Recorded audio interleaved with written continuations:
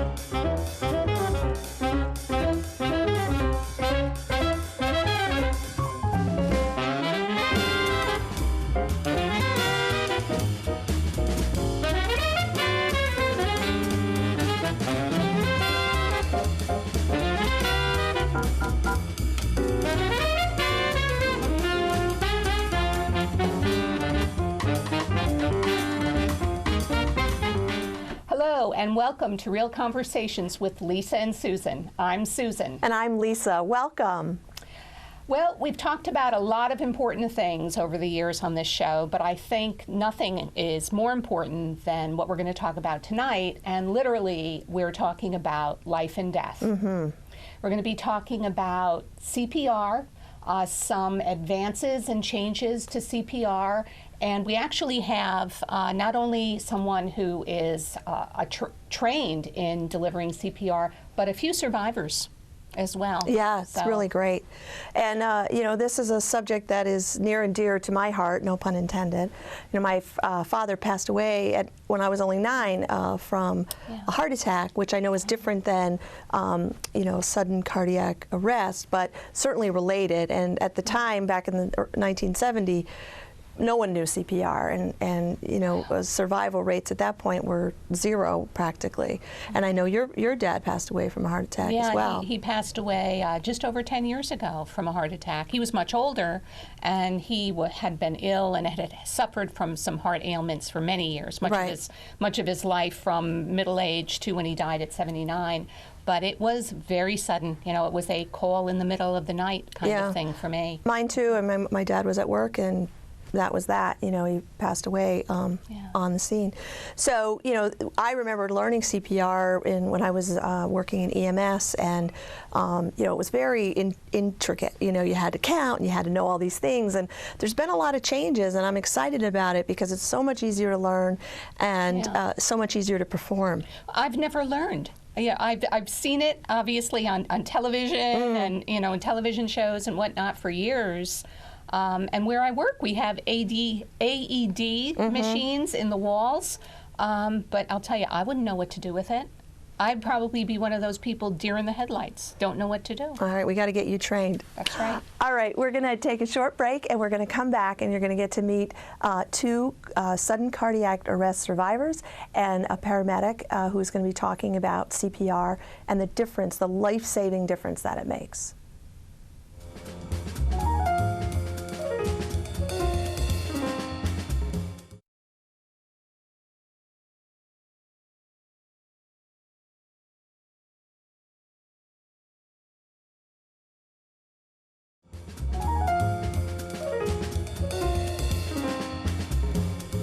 Welcome back to Real Conversations.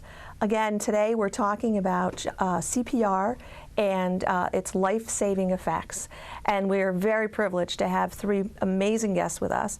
First, we have Robbie MacCue, who's a paramedic and is just an extraordinary example of making a difference in the world. And we have Michelle Haller, who is a sudden cardiac arrest survivor, and John Mazur, who is also a survivor. And in a moment, I'm going to ask you guys to share with us what you can and you know, tell us a little bit about how CPR made a difference. But Robbie, I wanted to start with you, and you could tell us a little bit about why, you know, the awareness of this is so important, and you know, what are you hoping out of the show that, you know, what's the difference you're hoping it'll make? Great, thank you, Lisa, and thanks for having us on the show. Sudden cardiac arrest affects over 340,000 people every year, so over 1,000 people a day suffer a sudden cardiac arrest.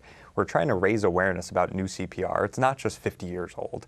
It's, I would say, 5 years old. They've redone the guidelines. They've made it simpler, easier to teach, really easy to learn, taking away a lot of the misconceptions people have. There's no longer the rescue breathing for most people. It's just a matter of recognizing that there's a problem, calling 911 right away. And then, Robbie, yeah. I was going to ask you, what is sudden Cardiac arrest. What is that? Yeah, it's a great question. I'm glad you asked that. Yeah. A lot of people think a heart attack is the same as sudden cardiac arrest. I did until you told me it Right. wasn't. Now, heart attack can be the vessels, almost a plumbing problem around the heart, where the vessels get clogged, and it prevents oxygen to the heart, causes a slow death, cells die, causes that chest pain and those symptoms.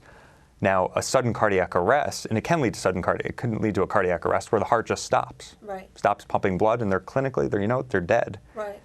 Now, a sudden cardiac arrest can be just an electrical problem in the heart where it stops pumping blood and it's just like fibrillating really fast, moving all around, and it's not moving any blood. And what kind of things cause that? I mean, is that just something that happens, or is it because of trauma? I mean, Yep, it can happen from trauma. If somebody gets hit with a blunt force right to the chest in lacrosse or baseball, right at the wrong time in the center of the chest, it can cause somebody's heart to just stop. Wow. It can be a genetic electrical abnormality, like in Michelle's case, or it could happen from somebody having a heart attack, and then it causes that slow death, which stops the heart. I see. Okay. Good. But in both cases, we're unlocking the key to survival with this new CPR. Yeah. And you were saying that when we were talking about this show, that since this new CPR has been introduced, that it's really increased the number of survivors. Survival rates have been amazing, astounding. With old CPR, 2 to 3%, and maybe you'd have somebody walk out of the hospital alive in that really rare occurrence. Now with the new CPR, and it's really getting the bystanders, people in the public, to recognize and start pumping on the chest, circulating that blood. You've got 5 minutes between life or death, and Wow. really making a difference for somebody. Wow, that's great. Now, John, I'm going to pick on you first. Sure. Would you please share with us, why you're sitting here and what you can tell our viewers? I'm sorry. Oh, I was 49 at the time, and that particular day, during the day, I felt that I had a little heartburn, but I didn't think anything of it. So that evening, I decided to go work out at the gym, and I was on a treadmill, and I felt a little fluttering on my chest, and I thought I had enough for the night. So I decided to go get some gas for my car.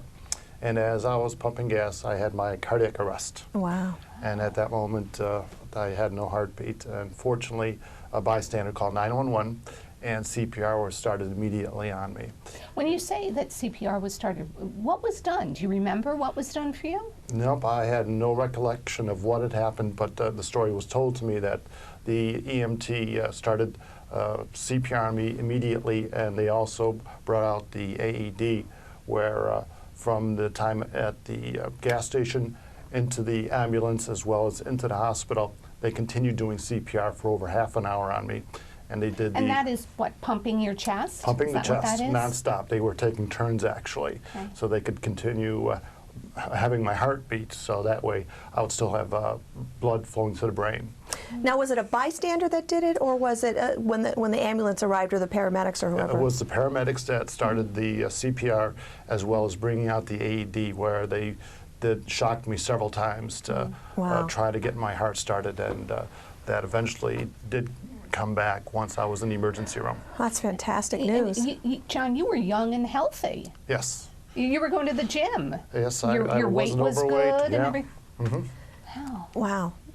Did you have a history of it in your family? I have a family history of cardiac problems, but nobody ever, my immediate family just had triple bypass surgery and things like that, but no sudden cardiac arrest. So when that happened to me, that was a big shock. And No pun intended.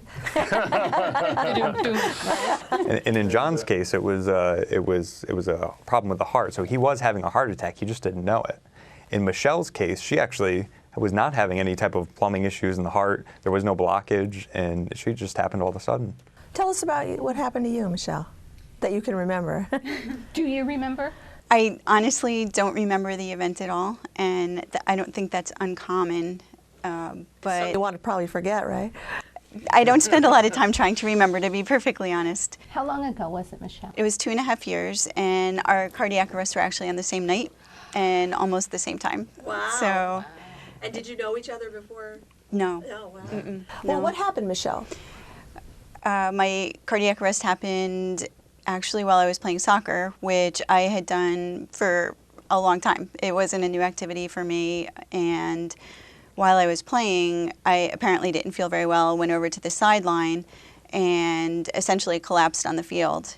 And I was really, really fortunate enough that there were 2 women on the opposing team, actually, who didn't hold that against me and came over, and as soon as I lost consciousness, started doing CPR. Wow. And I just, you know, the fact that they were there, that they stepped up to the plate, that they took action, really saved my life. So super, super important. Yeah. Did you get a chance to thank them? I have had a chance to thank them. I met them shortly after I got home from the hospital, and then I usually see them, you know, I've seen them a couple times, so maybe once a year. That's You're right. Yeah. still competing against them. So No, you're back in are you I can't play playing? soccer anymore. Oh. No. It's a contact sport, so I'm not allowed to participate in any contact sports anymore. A small price to pay, right? For Yes, I'm here. yeah, yeah. I'm here. Now, Robbie, as a paramedic, you must see this kind of thing all the time. Can you tell us the difference, like when someone, a bystander, knows CPR and when they don't? Tell us what. Right now, about 1 in every 3 cases actually gets bystander CPR. The other 2 out of 3, like in John's case, did not get a bystander. It's like somebody didn't recognize that there was a problem and go over and start compressions. But in Michelle's case, she had the bystanders there. They were doing CPR until the paramedics arrived. Right. And it's really strengthening that chain of survival. I'm surprised that it's as high as 1 out of 3. Yeah. That does surprise me. Yeah, I thought it was less In too. areas where there's more people educated, like you take Washington State and Seattle, they've always had historically higher numbers. They've really pushed training the public and making sure everybody knows how to do hands-only CPR. That's why they say if you pass out in Washington, be careful because you might actually get like some chest compressions. But it's a really good thing. It's for the greater If you good. want to get chest compressions, Washington's the place to go, right? Now, tell us. I know that you mentioned about high school students. Tell us about that. What's the advantage of having kids in high school learn this? They're a captive audience. They're in health class. We work with some great health teachers in the Averill Park School District. One teacher in particular, Olga Ashline, and she's been really proactive.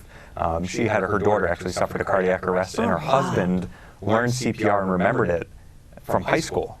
So she's been really passionate about this. She got me involved, and I went in and started teaching the kids. And then after Michelle and another survivor and her support group, when they started to recover and really get back into the swing of things with life, and they really were passionate about helping train these high schoolers. And they're really they love it. They love the hands-on. They want to know what to do in an emergency. They don't want to be ill-prepared and stand there and do nothing and have that like deer in the headlights stare. They want to know what to do, and they can make a difference. Yeah. Now, are you, John and Michelle, are you both now able to do CPR if you? I've known CPR since I'm a teenager. I'm a physical therapist by profession and have been certified in CPR for 30 years probably. Started when you were 9. Yeah, definitely. And how do you guys raise awareness about this? Do you talk? Do you go and talk, do presentations and things like that? Well, we lobby our legislators, and we've done shock crowds. What's that? Flash mob. Flash mobs. We've been doing flash mobs. Tell us about Where was that. that? We arranged one at the Price Chopper in Schenectady, and we also arranged one at the Crossgates food court, and it was I a saw great that one event on YouTube. Facebook, I think. Yeah, YouTube. Or We had like 5,000 or 6,000 hits in a few days, so it was exciting. Wow, That's great. That's great. And really going into the high school and teaching CPR to introduce Michelle Haller as this is Michelle Haller. She died October 2009. Their eyes just kind of light up. I mean, they're engaged. They see the proof. It's not something we're just talking about. It's Right. like now with new CPR, we have survivors. It's not only doubling and tripling. We're talking 5 to 10 times the survivors walking out of the hospital fully neurologically intact and getting their lives back. That's amazing. So, Michelle, after you had your episode. Let's call it an episode. So you go to the hospital. What's the next thing you remember? You said you have a memory of feeling ill and going to the sidelines of the soccer field. And then what's your next memory? I have two interesting memories. My first is actually trying to write my name, which part of the difficulties that you encounter is really the lack of oxygenation to your brain and the trauma that occurs after the cardiac arrest. So that's one of my very first memories, is actually having difficulty writing my name. And then my next memory is my anniversary was that week. And we celebrated with ice cream in the waiting room of the cardiac unit. So those are pretty much my first two memories after my arrest. But you don't have any memories of, sometimes you hear, I had a near-death experience and I saw Jesus or something like that. So you folks didn't have that. I didn't have that experience, and I tell people that if you went through all the trouble of dying, that it would be nice to know what was on the other side. But unfortunately, I don't have any of those memories at all. Or fortunately, who knows, you're back. That's the good news. Robbie, do you hear from any of the other people that you interact with on this? Do you hear any of those stories? The other survivors? Yeah, the other survivors. Yeah, I mean, I've been keeping close contact with Michelle, and a week later, I'm a flight paramedic with the town of Colonie. I actually responded to Michelle's sudden cardiac arrest on the soccer field. So to have that experience and then to be able to go out and teach CPR with her, it's just been like really, it's caused me to be really passionate about this. So how has this incident changed your life? Has it? Has it changed your life? I mean, you said that you lobby your legislature, so are you politically active now, whereas you weren't before? I mean, how has it changed your lives? Well, I've been working with the American Heart Association. Michelle and I did the Heart Walk together to raise money for the Heart Association, and I have definitely been even more active in the community for CPR education, for sure.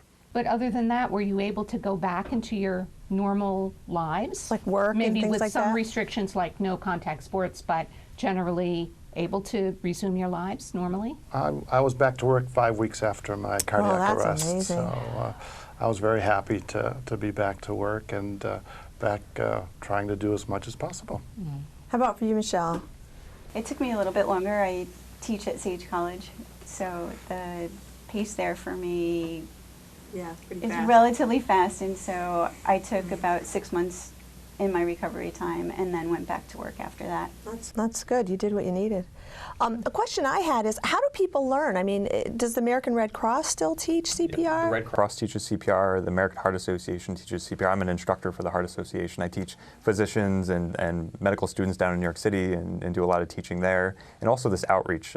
In the past 3 years, our group has trained over 1,000 high schoolers in CPR in the past just 3 years alone. And we're really advocating for the state to have this as a graduation requirement. So every high schooler, right now, they don't have to learn CPR, but if the legislation passes in the Assembly in New York State and we can get every high schooler to learn just the hands-only skills, not certification that might cost money, but really something that's no to low cost, get this implemented in the schools and really train over 160,000 high schoolers a year, have that happen, and imagine the future and survivors. I'd want to live in that community. Yeah, what's the holdup? I guess I don't see anything bad. I don't see any downside to What's it. the holdup with anything I know. in education, right? If you can answer that one, right? That's another show. Raising awareness and dispelling the myths. There's no mouth-to-mouth breathing. It's safe. It's effective. It makes a difference. Yeah. It's simple and it's really low cost to There's implement no in the schools. downside. So what's the training like? If I wanted you to come and do a training in my class, for example, what's the training like? How many hours is it? What do you do? As an individual, if you just want to learn CPR, you can go on YouTube, you can go on our website and just watch a 90-second video on how to recognize somebody having a cardiac arrest, if they're not breathing, how to call 911, and then to start chest compressions hard and fast on the center of the chest. Don't stop until an AED or help gets there. And where's this video found? How? So you can go to one of two websites. One is cprmatters.org or supportcprinschools.org. And there's a 90-second video there. And there's video links there that will show you how to do CPR. Now, if you wanted in the schools, it takes us, we've done a half an hour class with freshman high school students. In 2 days, we trained 300 students over 12 classes. So we really, one after the next, and groups of 20, classes of 25 kids, we're able to teach relatively quickly. If you want certification for your job, you don't need CPR. You don't need a card to do CPR. Right. So you can just learn how to do it. Nobody's going to be checking your card to see if you got certified. But really, just you can get certified through a class that might be a couple hours and learn the rescue breathing. But we want to teach the public really just how to do the hands-only CPR. And we need people to be able to act, right? So sometimes when you're standing around and you see something happen and you see nobody else doing anything, it's hard to be the first one to step up and say, well, I'm going to, start pushing on this person's chest or make sure there's no pulse or whatever. So we need people to actually take action when there's a concern. Well, if you don't have training, you may not even recognize what's going on. I mean, you may be able to see somebody in distress, but not really know why or what to do about it. And, I also think that some people are a little afraid to step up to the plate because they could do more harm, and people are reluctant to, step in and I'm a lawyer, so this is Right. People do think about, gee, am I going to be risking some liability here if I actually do more harm to this person? But there's some protections for that. There's some good Samaritan laws out there that protect the public, and really, these people are clinically dead. You're not going to hurt them anymore. You might feel like you break a rib, but honestly, I'm sure they'd rather deal with a broken rib and be alive. And I'm sure their family would rather that they had a broken rib. I think it's good to bring up the point of the Good Samaritan rules because people who might be holding back from doing that can have a comfort level that we do have laws in New York that give you some immunity or some protection so that if you do want to step up to the plate, nobody's going to be able to come back and hurt you financially for that. Yeah. Now, how strange is it that you guys had it on the same night, almost at the same time, right? It's just quite a coincidence. It is. Yes, and for my episode or experience, it was the first day that they did therapeutic hypothermia at Ellis Hospital, where they actually cooled the body down for 24 hours to reduce brain swelling after having a lack of oxygen. And Michelle also had that done that same evening as well, which actually helps improve the chances of survival after cardiac arrest. Wow. John, that's a great point. In 2009, we implemented a program in this region, therapeutic hypothermia. And it's cooling the body temperature down, lowers the metabolic demand, and really gives the brain a vacation, reduces the swelling of the brain. And something as simple as chilled saline and cooling the blanket for cooling blankets for 24 hours causes these results. So once we get the pulses back and we're able to restart the heart, this is the next key, is this hypothermia, which was started at Albany Medical Center, St. Peter's and Ellis Hospital, and now other hospitals are picking it up. That's causing these 40+% survival rates, 50% survival rates, and it's just exciting. It is exciting, It really is. because then you're talking reducing brain damage and things like that, right? Exactly.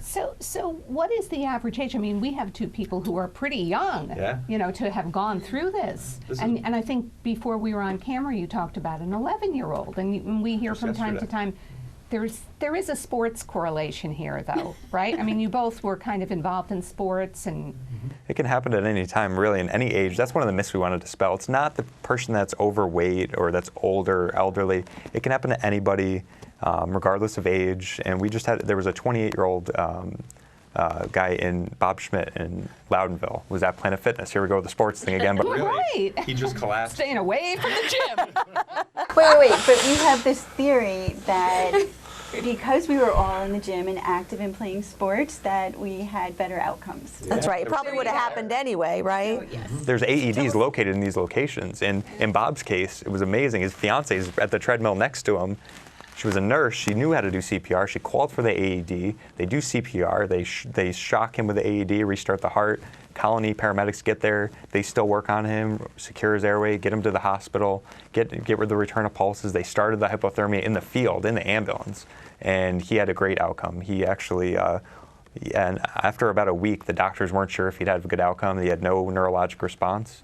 and his family really stuck with him. Day 17, he suddenly wakes up and right out of the coma. And they just got married recently, and they're excited about advocating for CPR as well. But 28 years old, I mean, really any age. He was in a coma for over 2 weeks? Yeah. Wow. Oh, wow. That's amazing. That's really amazing. So any age it could happen, and really just the impact that you could have from knowing what to do. Well, one of the things I learned was, because my father died at such a young age, that if you one of the biggest predictors for cardiac arrest is, or for a heart attack, I should say, is if you have a parent who had an early age heart attack. And so, you know, I've been seen a cardiologist for years, so I would definitely recommend to people to talk to their general practitioner or find a cardiologist if you fall into that. But to get those regular checkups, but it still could happen at any time. I mean, two very healthy people, but thankfully because CPR was available, you had great outcomes. We're just about out of time today, so is there any final thoughts that you want to mention, or any other things you want to say? Just, I mean, one thing in particular is this isn't going to be the random stranger on the street. This could be a friend, a family member, a loved one, and really the impact that you're going to have on not just saving one or two people. It could be the families, the kids that don't have to grow up without a mother. Yes, that's what I was thinking, because my dad died. That don't have to grow up, that have to raise a family without their spouse. Yeah. Could you just give the name of the website where people can watch that 90-second video? Because Sure. I'm going to go home and watch it. You could really Google for it on YouTube, or look up our website, cprmatters.org. And if you're interested in advocating for this in the high schools, the address is supportcprinschools.org. That's great. I really, we both, just from the bottom of our hearts, want to thank you both for coming on and sharing your story. We don't know how many people we have saved today just by having you on and talking about it. And Robbie, just thank you for bringing it to our attention. And for doing this work. Yeah. It's amazing. Well, thank you both for really recognizing this is an important issue and taking it on. So. It's life and death. And we're going to make sure those websites are in the credits so that people will have an opportunity to look at them, and people be able to email you if they need further information. Is there a contact page at that address? Contact page, and we've got the cardiac arrest survivors who created a whole support group for people that have gone through this or their families. That's great. Thank you again, and thank you so much for watching Real Conversations with Lisa and Susan. I'm Lisa. And I'm Susan, and thanks for watching.